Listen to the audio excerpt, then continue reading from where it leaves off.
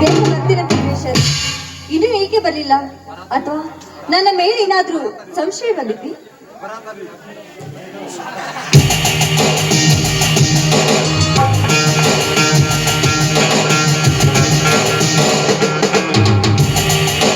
ನೆಲೆಸಿದವರ ಕಮಿಷನಲ್ಲಿ ಬರುವುದು ಸಿರುತ್ತೆ.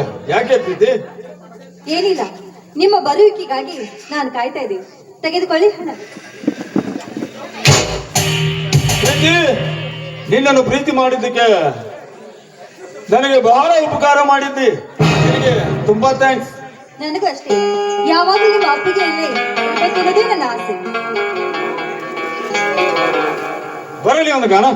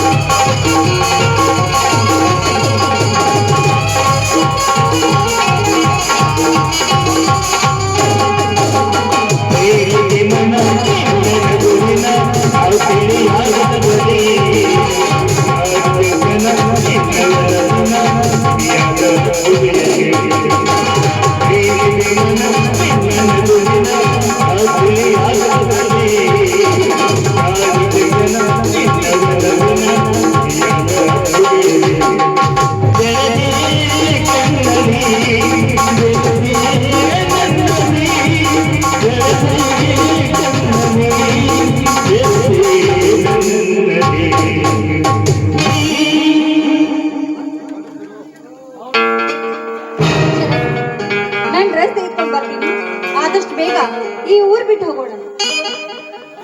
ನೀನೆಲ್ಲಿಗೆ ಬರ್ತೀಯ? ಗಂಡನ ಜೊತೆ ಹೆಂಡತಿ ಬರ್ಲೇಬೇಕಲ್ಲವೇ?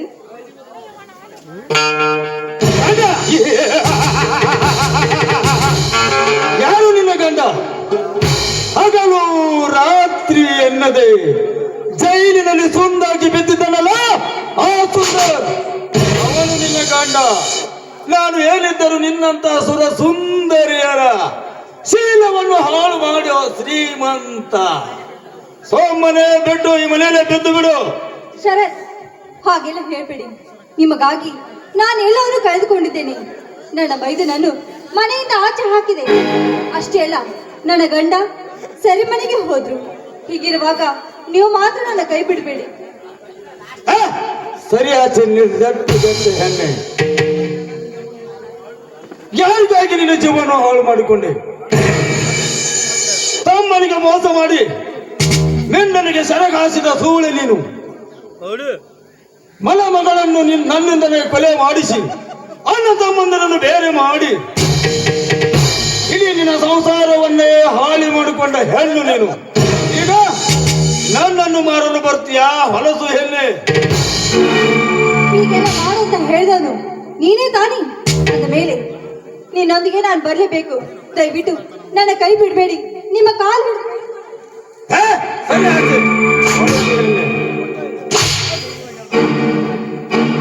ಬೇಡ ಶರತ್, ನನ್ನನ್ನೇನ್ ಮಾಡ್ಬೇಡ. ದಯವಿಟ್ಟು ನನ್ನ ಬಿಟ್ಟು ಬಿಡು. ಒಳ್ಳೆ ಮಾತಿನಿಂದ ಹೇಳ್ತಾ ಇದ್ದೀನಿ. ಸುಮ್ಮನೆ ನನ್ನ ಜೊತೆ ಬರಬೇಡ. ಇಲ್ಲೇ ನಿನ್ನ ಮನೆಯಲ್ಲಿ ಇದ್ದು ಬಿಡು. ಇಲ್ಲವಾದರೆ ಇದೇ ಗುಂಡಿನಿಂದ ನಿನ್ನ ತೋಂಡರಿಸಿ ಚೆಲ್ಲಬೇಕಾಗುತ್ತದೆ. ಬೇಡ ಶರತ್, ನನ್ನ ನೀನ್ ಮಾಡ್ಬೇಡ.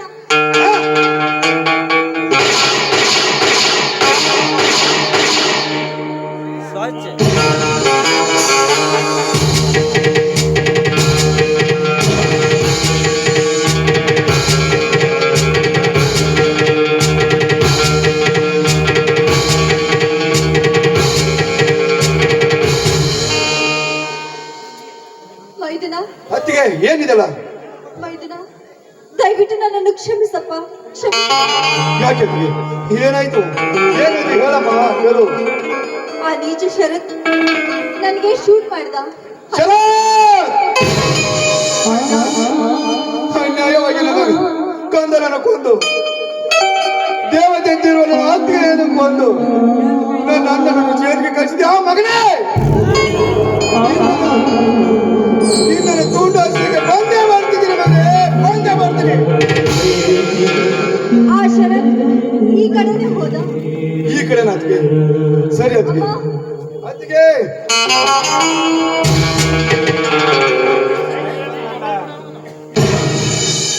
ಶರತ್, ಇಡೀ ನನ್ನ ಮನೆತನದ ಸರ್ವನಾಶ ಮಾಡಿ